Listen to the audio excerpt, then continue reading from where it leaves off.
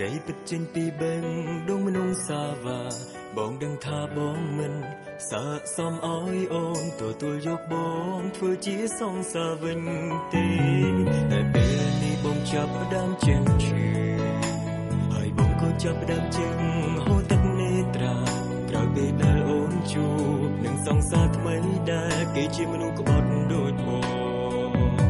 នៅក្រោយខ្នងបងបារម្ភគ្រប់ពេលรู้ដឹងថាគេក្បត់អូនដូចបង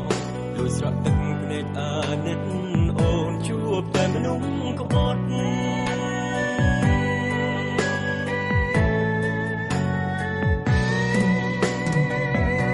គឺព្រោះតែបងធ្វើឲ្យអូនស្រក់ទឹកភ្នែកមកពីបងឈួតពេកឈួតនឹងចិត្តសាវាបើពេលនោះបងចេញស្មងបើពេលនោះមិនសាវាពេលនេះអូនប្រហែលជាញញឹមតែពេលនេះអូនកំពុងតែទឹកភ្នែកតើបងគួរធ្វើយ៉ាងណាបើបងជាមនុស្សដែលអូនកំពុងស្អប់ខ្លាំងទៅមកក៏អូនមិនចង់ជួប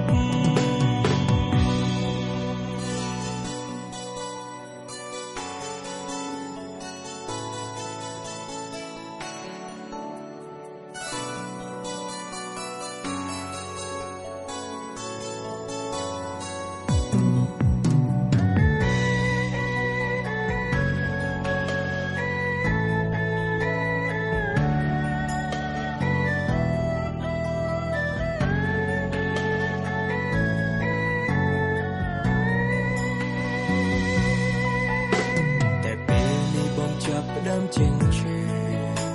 ហើយបងក៏ចាប់ដើមចេញហូរទឹកនេត្រាក្រោយពេលដែលអូនជួបនឹងសង្សារថ្មីដែលគេជាមនុស្សក្បត់ដូចបង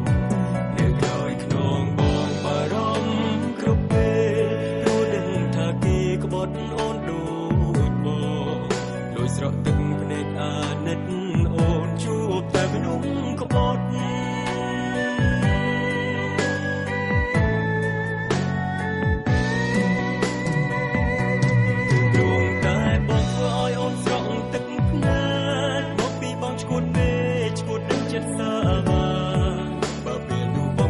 ស្មងបើពេលនោះមិនសាវា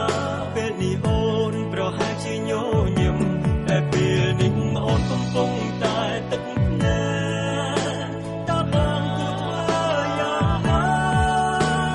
បើបងជាមនុស្សដែលអូនកំពុងស្អប់ខ្លាំងទៅមកក៏អូនមិនចង់ជួបគឺព្រោះតែបងធ្វើឲ្យអូនស្រក់ទឹកភ្នែកមកពីបងឈួតពេកឈួតនឹងចិត្តសាវាបើពេលនោះបងចេញស្មងបើពេលនោះមិនសាវាពេលនេះអូនប្រហែលជាញញឹមតែពេលនេះអូនកំពុងតែទឹកភ្នែកតើបងគួរធ្វើយ៉ាងណា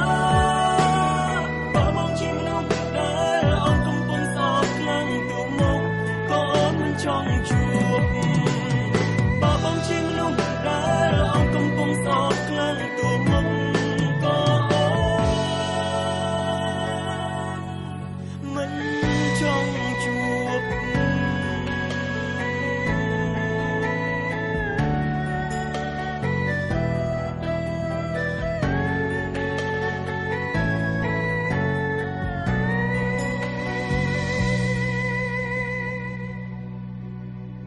អរណៃគិតឃើញមើល